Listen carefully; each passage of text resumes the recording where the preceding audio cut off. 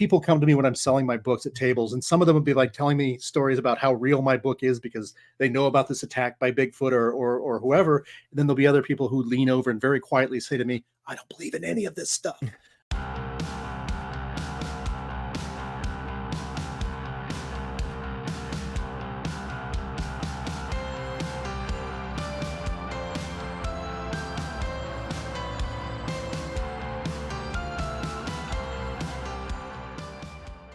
Welcome everyone to another episode of Beyond the Manuscript. I am your host, Cooper Anderson, and before we get into it, I just want to say that Beyond the Manuscript is now available on YouTube, Spotify, and Apple Podcasts. So if you like what I do here, please hit that like and subscribe button. It really helps out the channel. And okay, so now let's get into it. My guest today is an Ohio native who grew up on a steady diet of giant monster movies, comic books, and horror novels. He has worked as a reporter, radio DJ, writing instructor, podcast host, and a comedy club waiter. His first novel, the steampunk zombie alternative history adventure Odd Men Out, was a finalist for the Eric Hoffer Award for Excellence in Independent Publishing. His poetry collections include See No Evil, Say No Evil, and Underwater Fistfight. He is also the author of the urban fantasy novel Indelible Ink, the sci-fi novel The Shadow Beneath the Waves, and others. He is here today to talk about his new novel, Gone Where the Goblins Go. Please give a warm welcome to Mr. Matt Betts. How are we doing today, Matt? I'm good. How about yourself? Pretty good. Pretty good. Excellent. Yeah, I'm coasting on a week of Thanksgiving leftovers, and I'm slowly getting through those in my fridge. At the moment, yeah. I think we finished most of ours. I think we still have one or two things, but I think we're pretty much done with those. Yeah. Awesome. Good.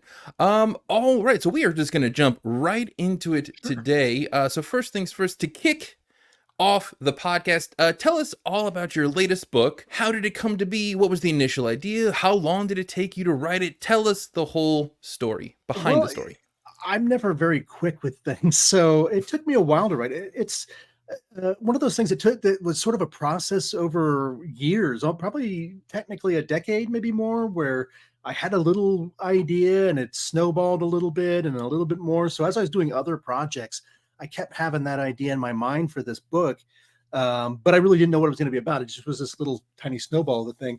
And eventually it got big enough of an idea and I'd added enough onto that little initial idea that it became something that I had to say, okay, I got to stop and actually pay attention. So it's a very strange story, which most of my books are.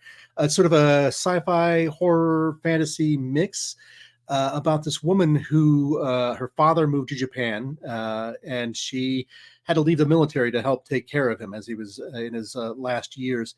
And she really feels lost. And once he passes, she's looking for ways to make money and decides that this army job that she used to have of flying, again, it's in the future, flying these sort of shuttles on missions is going to come in handy. And she gets hired by these people for sort of a weird, mysterious mission just to fly them into China, which at that point is, again, in the future. And some things have happened, gone down. And so she's got to fly this group in to rescue a scientist. And as they say, things go bad from there. And it was a fun book to write. I loved it. I mean, I got to do all kinds of fun research into Japanese and Chinese mythology. I got to do research into some of the aircraft they ended up flying, and just all this really fun stuff. And what originally the basis of it was, and how I pitched it to my publisher, was that it was The Wizard of Oz meets Apocalypse Now. So yeah, you had sort of this war movie with this sort of journey of discovery for some of these characters, and I loved that it turned out like that. But it was a long road to go. One thing I really love to ask a lot of authors here Sure. is what got you into writing initially? Because usually there's some kind of focal point to get into writing itself. Well, for me, my dad and my aunt and my grandfather were huge readers. My brother was a reader, but more of sports stuff. He loved like all the details of sports. But my grandpa, my dad, my aunt would all read just about anything to get their hands on, and so that kind of rubbed off on me, the reading habit.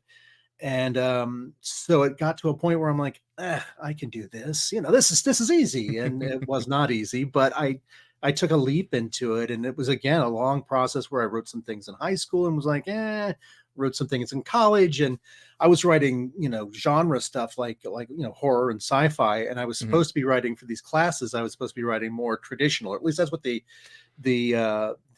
professors I had were looking for, more mainstream, or even a little more lofty than I was writing. They really wanted some Faulkners and some other Mhm. classics, and they just weren't really having that sci-fi thing or that horror thing. So that discouraged me a little bit. And then later on, when I moved to Columbus, long after I graduated, where my wife lives, and I moved to live with her.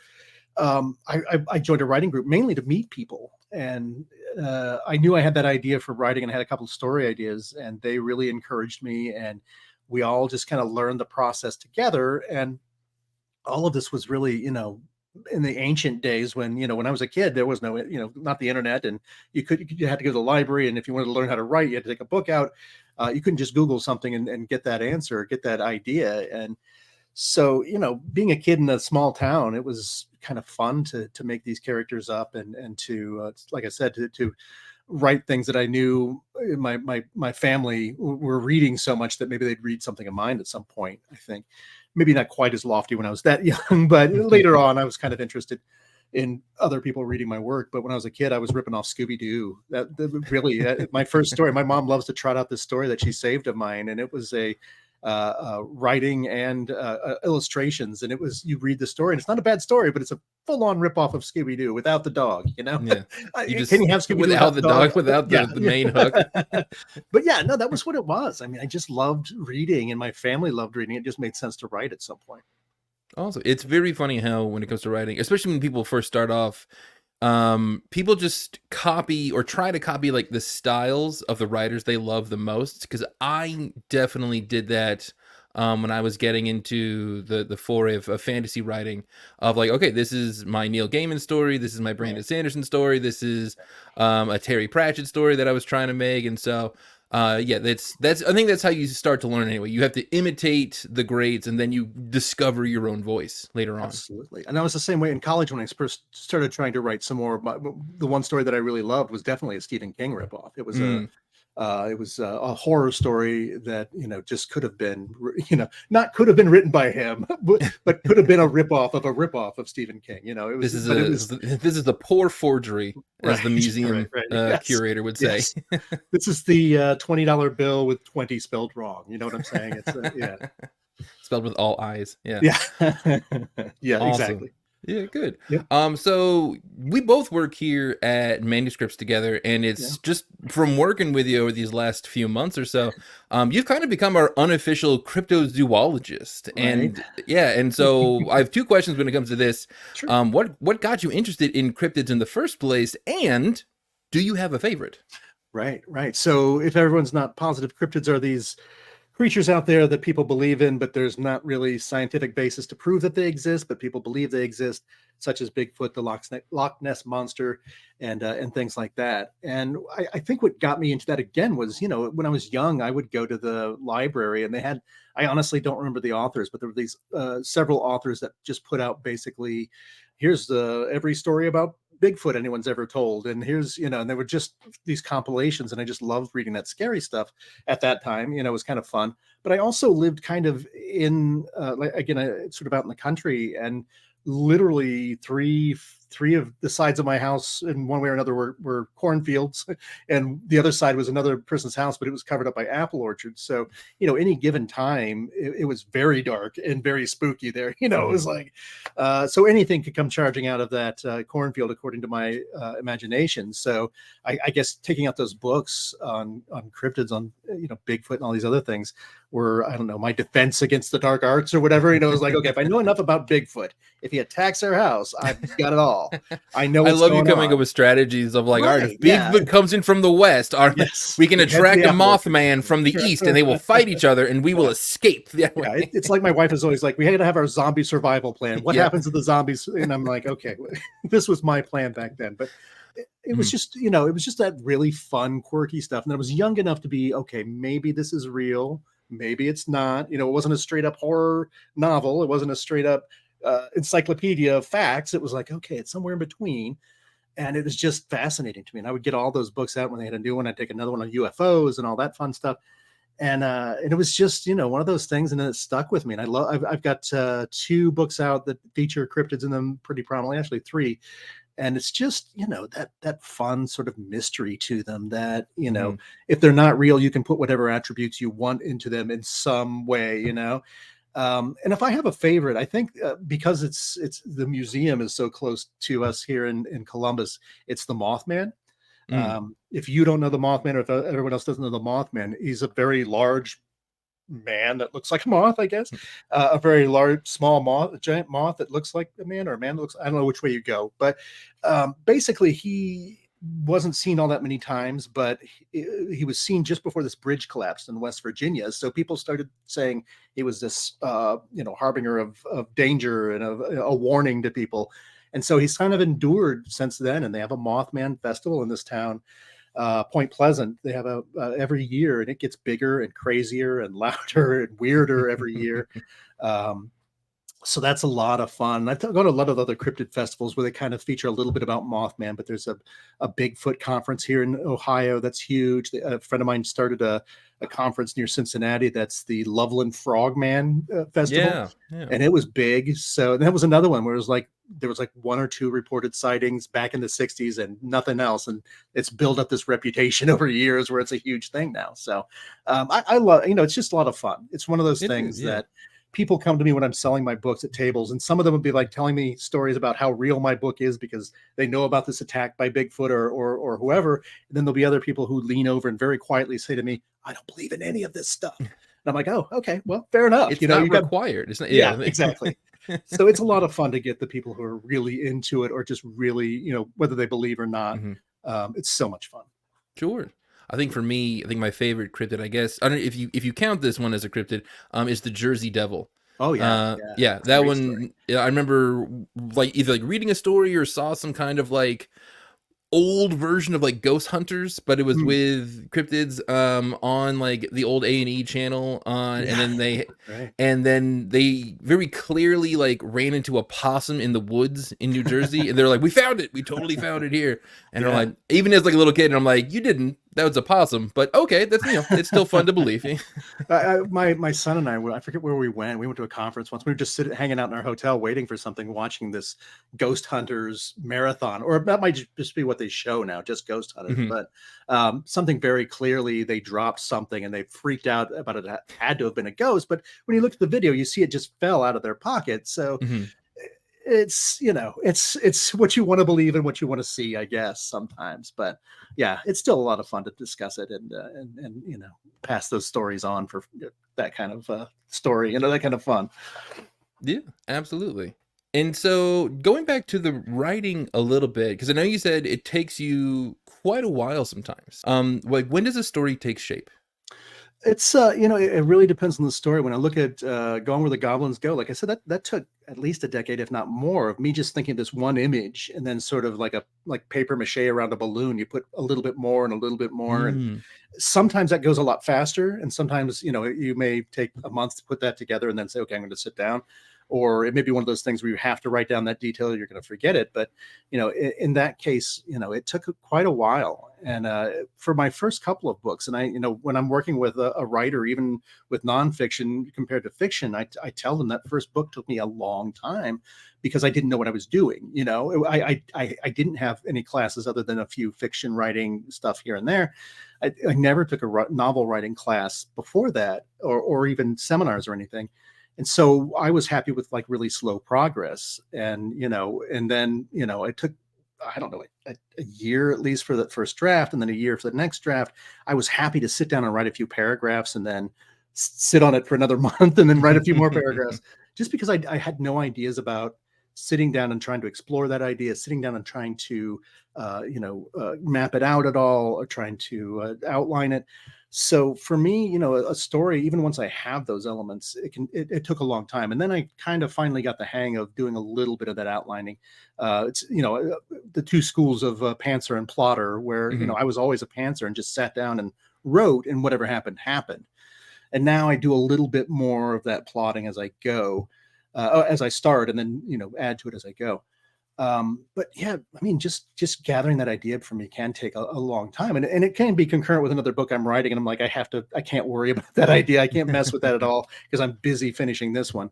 Mhm. But man, it can be a good process. I wrote a book for Edgar Rice Burroughs, their publisher, and they wanted a thorough, I forget what they called it, a thorough outline. They phrased it a little different, but and I really wasn't big on outlining, and I ended up writing a 13,000 word outline for this book, which to me is almost a book anyway, you know. Yeah. So it kind of taught me to really gather those ideas and keep them a little more organized and be ready for when those next ideas hit me, and not to shoo them away, but to make a note of them and sit them down.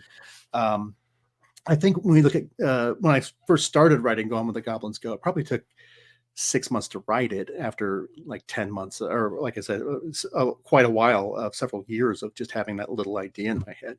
Mhm. I guess it's how insistent that idea is for me, is how much they tell you, hey, you need to write me. Because the other ones, yeah, they'll go a little bit faster, but man, it's Yeah. collecting those ideas and figuring out how to paste them together, or how those pieces fit, before you can even start writing. So it depends on how you're organized, I guess. If your brain Sure. works like mine, it takes a little longer. Mhm. So I have a question. Was there a notable difference? Because this happened to me from the first time you wrote a book, how long that took, because you said that took, years and years versus Sure. your Yeah. second book, where for me it's way shorter, Yeah. uh, The first one or at took least noticeably shorter. Yeah, the first two took quite a while, but it was noticeably shorter once I had really thought about it. Once I had really, like I said, sort of organized those ideas a little bit better than the first one, which was really completely pantsing it and just, Hmm. I'm just going to go where it takes me. And that didn't work out. It took me 2 years or 3 years or whatever. The Hmm. second one was better. And then by the time I was writing the third one, even though I was doing a lot of pantsing with that, it was much faster. And I could feel the rhythm of the book a little better, and I could feel the characters a little better, than because if you write the way I wrote the first one with so much space in there, it's hard to get momentum on those characters. It's hard to feel their motives and keep that motive all the way through. Whereas if you're writing it much quicker and you're writing that character, you don't get out of their head really. I mean, you're kind of in it the whole time rather than stopping and starting. So yeah, I think that's a big deal for me. That you're right, getting much better at it. The book I had to write for Burroughs ended up it had to be written in 3 months. So I Oh sat down. wow! So you were So under a real boom, deadline then. I Yeah. was under a real deadline. But it worked out because of having a 13,000 word outline. Mm. Mainly, I was just like connecting the tissue there. It was like all the most of the bones were already in it. It was just sitting down and writing into that outline as thorough as it was. Yeah, so I have another question because you talking about outlines because I'm very similar where there's a good mixture of like, okay, I have just enough of an outline to know that I have like 10 poles that I know I got to reach in the Right. story, and then the stuff happens between them is kind of up for grabs. Sure. With such a long outline though, for you, did it feel like at that point you were just kind of like doing a paint by numbers kind of a thing? By that time, yeah, it was really connect the dots. It was, Mm. everything's in there, and there was almost nothing I had to think about because it had to be. In this particular case, it had to be approved by them. Since I was working in someone Oh, else's right, property, I right. was working on a Yeah. book that Burroughs had written, or a series that he'd written. Couldn't kill certain characters, couldn't do this to this, or couldn't stray outside this outline. And so it had to be so thorough that they could say, okay, yes, you can do this. No, you can't do that.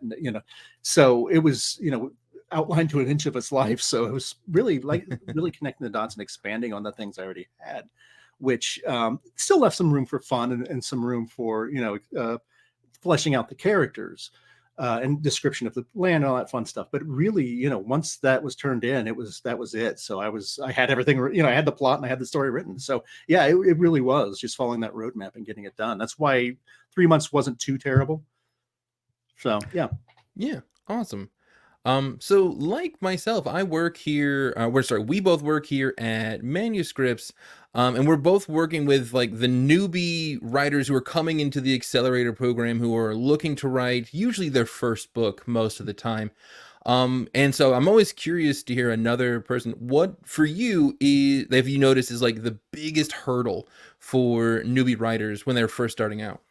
Well, since I write mostly fiction and we're working mainly with people who write nonfiction, it was a little bit of an adjustment. But I think the same thing for me. My advice for them usually is to make sure that they're reading what's out there in their genre. If you're writing a particular, business book or a leadership book, kind of reads the ones that appeal to you and see how yours is going to be different from someone else's.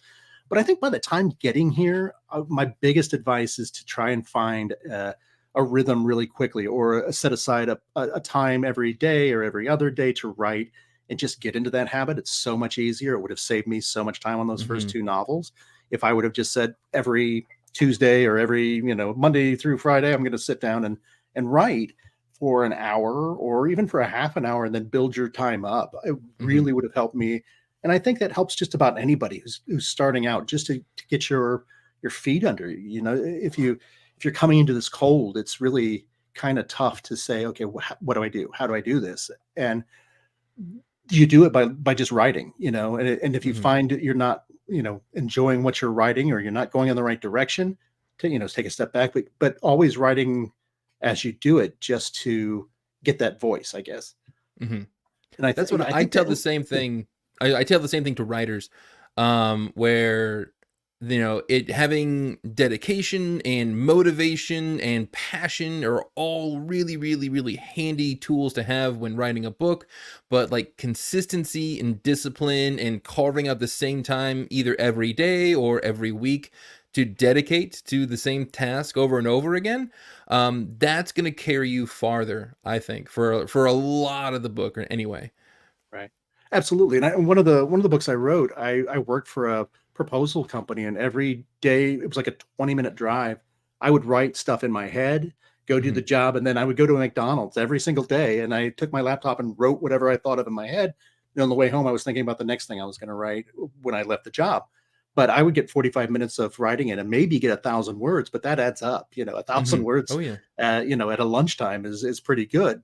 But it was because I already had those ideas, and I had that, like you said, that rhythm. I could sit down and boom, start writing, and leave off in a good place so I could go back to work. But it was that habit that got that book finished. It probably would have taken a lot longer. So Definitely. yeah. Good. So that leads me to my next question is, Sure. what are you working on now? Well, I'm a huge sci-fi fan. Some of the first movies I watched, I remember Star Wars in the theater. I'm a big fan of things like that, Star Trek. And so I'm finally writing a full out space. I don't want to call it a space epic, but it's full out outer space starship shoot 'em up kind of if that's all a category. I'm finally writing something like that. That again, it's another story I've had in my head for a really long time, and I finally sat down and started outlining it and started writing the first couple of chapters just to see, because it's been with me so long. I'm like, is this really a project, or is this just something that's messing with me? And so far it's going really well. So I'm excited to sit down and do that. All my other sci-fi projects have been mainly like Earth-based fun, science and steampunk that goes back to the Civil War and all that kind of fun sci-fi. But this is the first time I'm going to go into space and really, other than the Edgar Rice Burroughs one, but yeah, the first sort of space fantasy sort of thing, Star Wars-ish sort of thing. So this is nothing just because you were mentioning it here, because I've noticed this, and this is actually even something that Stephen King has put into his book on writing, that the really good stories tend to stick around, right? Like, so if you imagine the beginning of a story or the vague outline of one, if it's really, really good, it tends to stay with you. At least that's what I've noticed. Is that the same for you? That's what I'm hoping, at least with this one. But I, when I wrote Gone Where the Goblins Go, I mean, like I said, that kind of stuck with me for a long time. And I really didn't write anything down for that for the longest time. And I really love what it ended up, where it ended up going. And it was so much bigger than this little weird idea that I started with. It kind of branched out and actually, has some meaning to it and has some really interesting characters. So yeah, I agree. I think that those things that stick with you eventually come around, and I think there's some of the better ones, I think. And I'm not going to argue with Stephen King because, he knows things. So yeah, a thing or two about. Yeah, he's done a book or four. Yeah. Awesome. All right. Well, Matt, we are running a little bit out of time here at the moment. So my final question, of course, is where can people find your stuff? Well, you can always find them at my website. That is mattbetts.com. You can find me on Instagram. I believe that is mattbetts_writes or mattbetts_author. I forget which one I ended up with on that one. But if you go to my website, mattbetts.com, it tells you where to find all that stuff. And you can also probably find me every other month or so at a conference. If you're out and about, we might run into each other discussing how to write and what to write and where to write it. Awesome. All right, everyone, that is going to do it for this episode of Beyond the Manuscript, of course, powered by Manuscripts itself. So Manuscripts never write alone. I want to thank my guest, Matt Betts, one more time for coming on here. And hey, I hope you have a great day. Thanks a lot.